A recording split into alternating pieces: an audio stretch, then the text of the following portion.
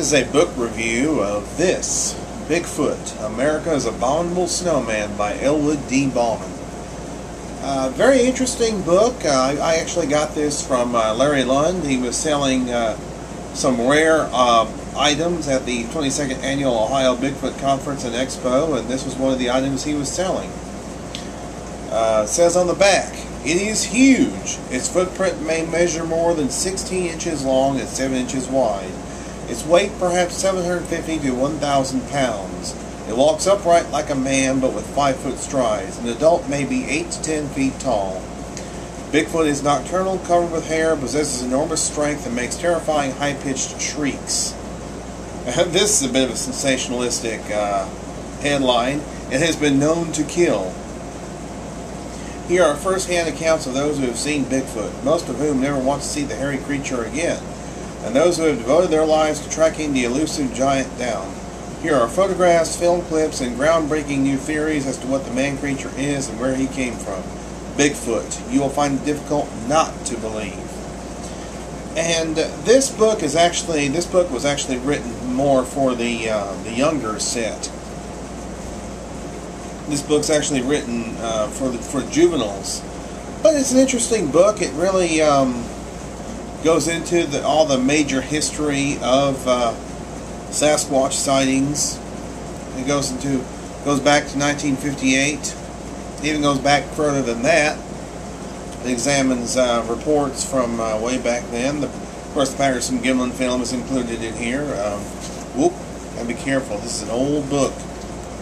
Right here you can see there's a painting from the Patterson-Gimlin film. There's frame 352.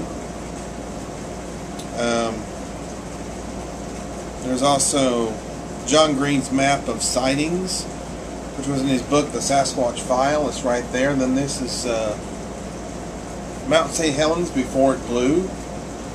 This book came out in 1976, so that was obviously long before Mount St. Helens blew. There's a photo of John Green. There's also one of Ron Olson right there. Now you may be wondering, who's Ron Olson? Well, Ron Olson is he was a Bigfoot enthusiast from Oregon originally. You may remember a little movie he produced called Sasquatch: The Legend of Bigfoot. He was the producer on that movie. He also produced Bigfoot, Man or Beast, which was a short 20-minute documentary which was incorporated into Robert W. Morgan's movie, The Search for Bigfoot. Anyway, yeah, this book does essentially go through some of the early history of Bigfoot. The Osmond case is included, the Jacko case, the Theodore Roosevelt Wilderness Hunter case, some of the early investigators are profiled, such as John Green, such as Jim McLaren, Renee DeHenden, Ron Olson, a little bit about Willow Creek, and also the attack on the cabin at Ape Canyon is highlighted. There's even some sightings recounted from different states east of the Rockies, and even east of Mississippi. Illinois is one of them. They talk about the Murfreesboro Monster. There's sightings that are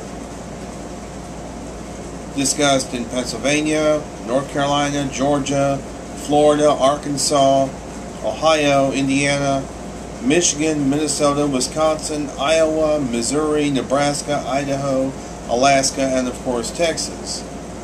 And these are in John Green's files, and John Green is referenced quite a bit in this book.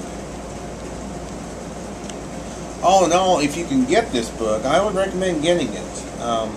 It's a very rare edition. This is a rare paperback, I guess. I would give it about 4.5 out of 5 stars. And this would be good to give the kids. The kids would enjoy this one. Of course, we can't be responsible for nightmares they might have, but yeah, this would be a good one for the kids, and even for the kid at heart. This is really a great primer on the early Sasquatch history And yeah, I do recommend getting it. Even though it's hopelessly outdated, it's still an interesting historical.